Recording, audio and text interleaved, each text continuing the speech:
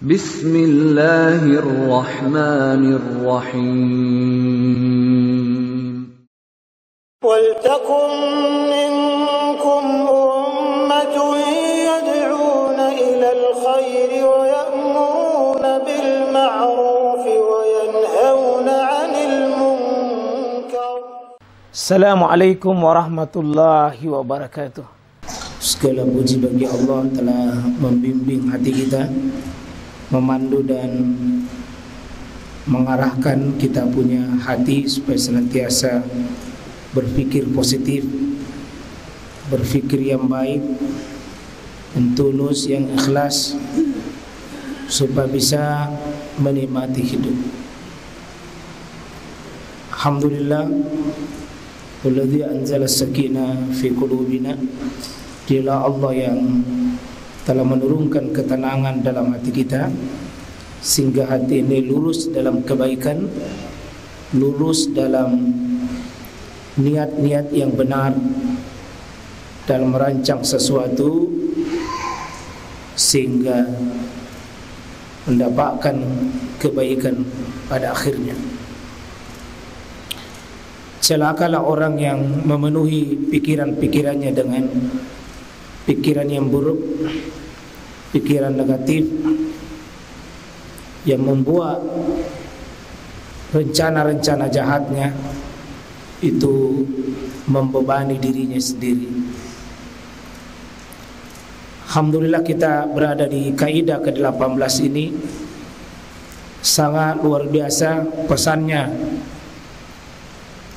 potongan ayat ini untuk senantiasa mengasah hati kita supaya hati yang lurus-lurus saja, jangan tempuh yang bengkok-bengkok, jangan tempuh rencana-rencana busuk. Mungkin indah dalam hitungan kita, tapi apa yang kita rencanakan itu akan menimpa diri kita sendiri. Dan itu salah satu nikmat Allah kepada seseorang. Kalau memiliki hati yang lurus-lurus saja, jangan seperti mendahului takdir, seperti kita lebih hebat daripada Allah. Sebagaimana makar-makar orang yang jahat, sepertinya Allah tidak terlibat dalam rencana mereka. Seolah-olah yang kita pikirkan itu Allah tidak tahu. Maka kita akan coba belajar dari kaidah ini, dan insyaallah malam ini kita coba masuk di salah satu penerapannya. Wala yahiqul makru as-sayyi illa bi ahli. Sama-sama ya, 1 2 3. Wala yahiqul makru as-sayyi illa bi ahli. Sekali lagi. Wala yahiqul makru as-sayyi illa, ya. Tidaklah menimpa rencana jahat itu, niat jahat, rencana jahat, motivasi jelek, illa bi ahli, kecuali yang merencanakan itu akan menimpa dirinya. Kembali niat jelek itu sama kita. Semua niat-niat jelek itu akhirnya kembali itu sama kita. Siapa yang rencanakan kejelekan, dia akan dapat. Ya.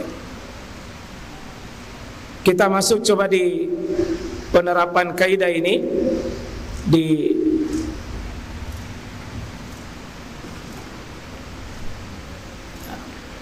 ini dalam kisah saudara Nabi Yusuf alaihissalam di dalam Al-Quran. Saya kira ini salah satu kisah yang bagus sekali. Bahkan Allah satu-satunya kisah Pak yang Allah sebutkan itu ahsanal qasas.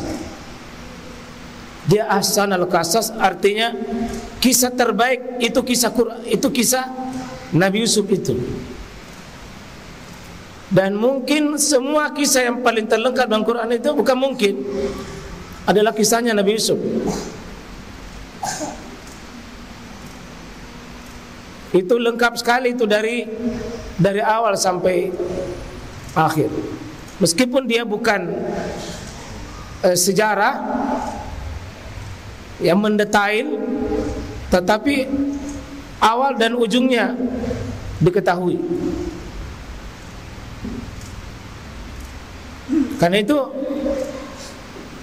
sepertiga isinya Quran itu kisah.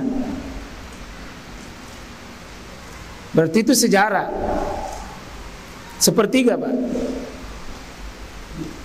Berarti Islam ini butuh sepertiga ilmunya. Seharusnya sepertiga itu isi kepalanya adalah kisah. Tentunya adalah kisah Qur'aniyah, kisah-kisah hadis yang pernah mendidik umat ini menjadi umat terbaik. Itu dibina dari sepertiga Quran ini. Berarti Rasulullah itu membina sahabat itu dengan sepertiga isinya syariat ini kisah, terutama kisah Al-Anbiya, dan salah satunya ini kisah saudara Nabi Yusuf, kaitannya dengan makar dan niat yang jelek. Nah, ini dalil yang jarak Nabi Yusuf dengan Muhammad kan jauh sekali, tapi itu menjadi kurikulum Nabi dan kurikulum sahabat, dan harus menjadi kurikulum kita. Karena Allah ciptakan kepada Nabi Muhammad melalui wahyu kita baca hari ini.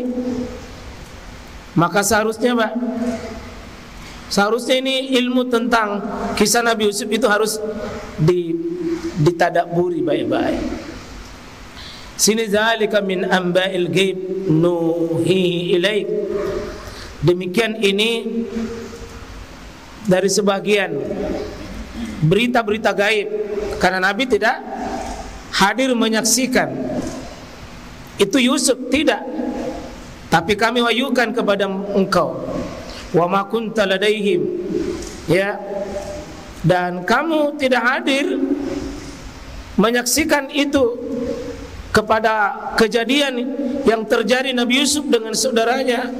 Iz ajmau, ketika saudaranya Yusuf itu bersepakat tentang sebuah urusan amrahum, ketika saudara-saudara itu adalah wahum yamkurun, mereka saudaranya Yusuf.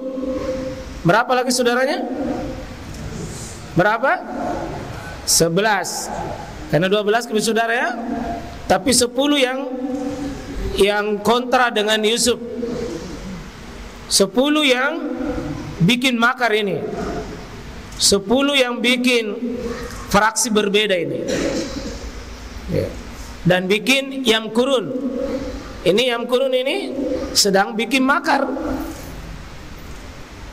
Allah angkat ini kisah pas supaya kisah itu seolah-olah hadir di depan kita, seolah-olah kisah itu terjadi hari ini di depan kita. Itu cara kita belajar sejarah. Dihadirkan masa lalu untuk terkonek dengan hati kita. Itulah ujungnya kan ibrah. Ujungnya kisah itu, Pak, bukan kisah lengkap sebenarnya, tapi bagaimana kisah itu bicara tentang ujungnya la ibratul liulil albab. Ibrah, kalau Bapak tulis ibrah, ain ba dengan ro, itu ain ba dengan ro, itu artinya jembatan.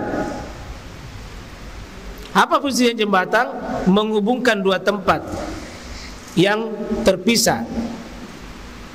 Yusuf dulu ribuan tahun lalu kita terhubung dengan Muhammad dan terhubung dengan kita melalui sebuah jembatan. Jembatan itu namanya ibrah, Pak. Peristiwa masa lalu bagaimana itu terkonek dengan kita hari ini, supaya kisah Quran itu yang sepertiga dalam Quran harus menjadi terhubung. Kalau tidak terhubung, Pak, gagal kita baca Quran, gagal kita baca kisah. Seolah-olah kisah itu terjadi, Pak, seperti kita. Coba kita hadirkan diri hari ini, kita menyaksikan kisah ini. Seandainya bisa dihadir ini menjadi bagian dari peran ini, kita posisi di mana coba? Kalau diputar ini,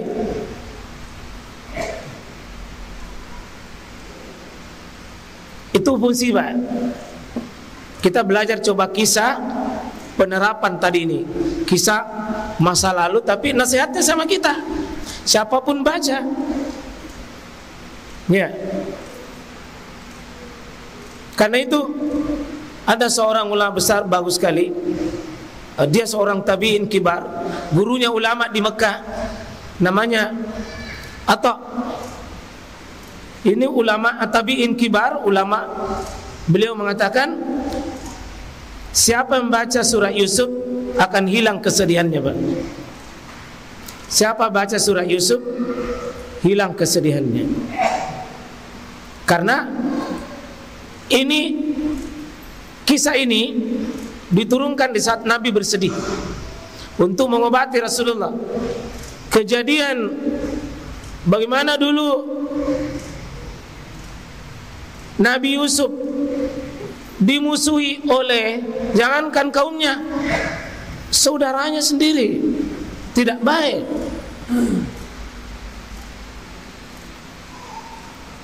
Tapi itu dikisahkan pada Nabi supaya Nabi Muhammad ketika di Taif dilempari batu, Muhammad ini hiburan. Yang kau bersedih, orang-orang sebelum kamu, Nabi sebelum kamu lebih rumit masalahnya dibanding kamu.